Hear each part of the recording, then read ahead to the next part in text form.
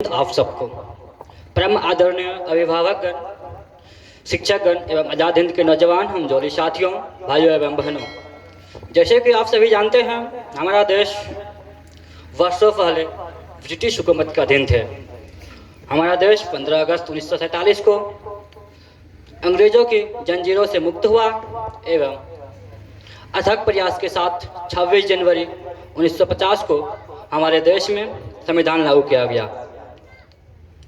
हमारा देश वर्षों पहले व्यापार का एक केंद्र था, जहां यूरोप के सभी देश जर्मन, फ्रांस, ब्रिटेन, स्पेन, पुर्तगाल व्यापार करते थे। इन सारे देशों से हमारा आयात निर्यात होता था। व्यापार के सिलसिले में यूरोप के कुछ देश हमारे देश आए, फ्रांस, जर्मन, लेकिन इन्होंने हमारी संस्कृति और सभ्यता को अधिक प्रभावित नहीं किया। उसी सिलसिले में ब्रिटिश हमारे देश लगभग 16वीं एवं 17वीं शताब्दी में आया। उन्होंने भारत से व्यापार किया एवं मुनाफा कमाया। उनका उद्देश्य शुरुआत में व्यापार का था, लेकिन यहाँ की शासन व्यवस्था को, यहाँ की राजतंत्र को देखकर उन्होंने अपना शासन चलाना प्रारंभ किया।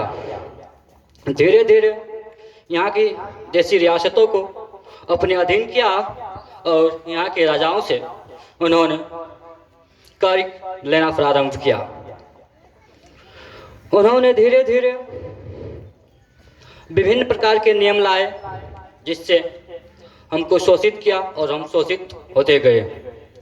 लेकिन हम लोग भी चुप बैठने वाले में से कहाँ थे। हम लोग भी आज़ादी की लड़ाई छेड़ी। 1817 से लेकर 1847 तक हमने विभिन्न प्रकार की लड़ाइयाँ लड़ी। 1817 में हमने अंग्रेज के खिलाफ युद्ध छेड़ी थी, लेकिन युद्ध आदिवासी होने के कारण हम लोग असफल रहे। आदिवासी लोगों ने युद्ध छेड़ा था।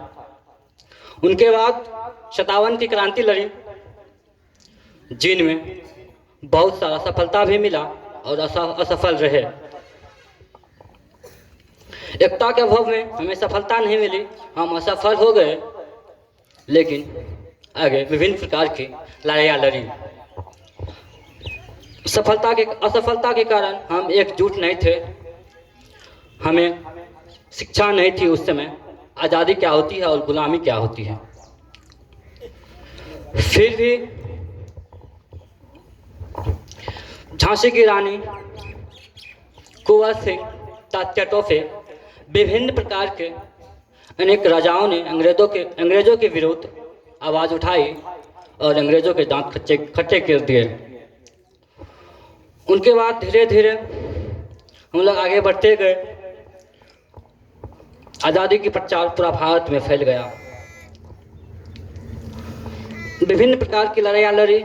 महात्मा गांधी ने विभिन्न प्रकार के सत्याग्रह चलाए। भगत सिंह को कम उम्र में फांसी दे दी गई। खुदीराम बोस को कम उम्र में फांसी दे दिया गया। इस समय पूरे देश में क्रांति की लहर छिड़ गई। अंग्रेजों भारत छोड़ो, अंग्रेजों भारत छोड़ो। हमारा देश 1945 में ही आज़ाद हो जाता, बट हम लोग उस समय दुनिया में द्वितीय विश्व युद्ध चल रही थी। इधर एक तरफ अंग्रेज भारत पे कब्जा किए थे और दूसरी तरफ द्वितीय विश्व युद्ध में विभिन्न देश एक दूसरे से लड़ाई लड़ रहे थे। उस समय ब्रिटिश में चुनाव था। हम लोग ब्रिटिश के प्रधानमंत्री उस समय एटली चुनाव जीते और भारत को गणतंत्र करने की घोषणा की। लेकिन उस समय अगर उस समय आज़ाद हो जाते, हम लोग द्वितीय विश्व युद्ध में चले जाते। लेकिन नेहरू ने फैसला लिया, इधर जो अमेरिका के साथ था और प्रथम दुनिया, और इधर जो रूस के साथ थे दूसरी दुनिया। नेहरू जी ने फैसला लिया भारत को न ही प्रथम विश्व युद्ध में जाने देना है और न ही दूसरी दुनिया में जाने देना है। तो इन्होंने तीसरी दुनिया 5 देशों से मिलकर अपनी तीसरी दुनिया का निर्माण किया। नेहरू के कहने पर अंग्रेजों ने 1947 में आज़ाद कर दिया, भारत आज़ाद हो गया। लेकिन एक देश को चलाने के लिए शासन व्यवस्था की जरूरत होती है, जो उस समय नहीं था। हमारे देश के विश्व नेताओं ने मिलकर विभिन्न देश के संविधानों का अध्ययन करते हुए भारतीय संविधान को तैयार किया। जैसे ब्रिटेन के संविधान से नागरिकता का लिया गया, आयरलैंड के संविधान से राज्य के नीति निर्देशक तत्व, अमेरिका के संविधान से राष्ट्रपति का पद, एवं इसी तरह विभिन्न प्रकार से संविधान का अध्ययन करते हुए भारतीय संविधान को 26 नवंबर 1949 को तैयार किया गया। हमारा भारतीय संविधान तैयार हो गया। 26 जनवरी 1950 को भारतीय संविधान को लागू कर दिया गया।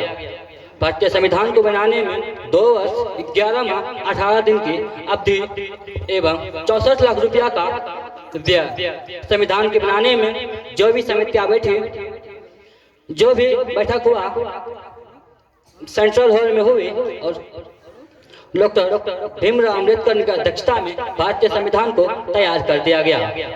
भारतीय संविधान तैयार हो गया, हमारा देश गणतंत्र हो गया, हमारे देश में शासन व्यवस्था फिर से कायम हो गया। जय हिंद, जय भारत।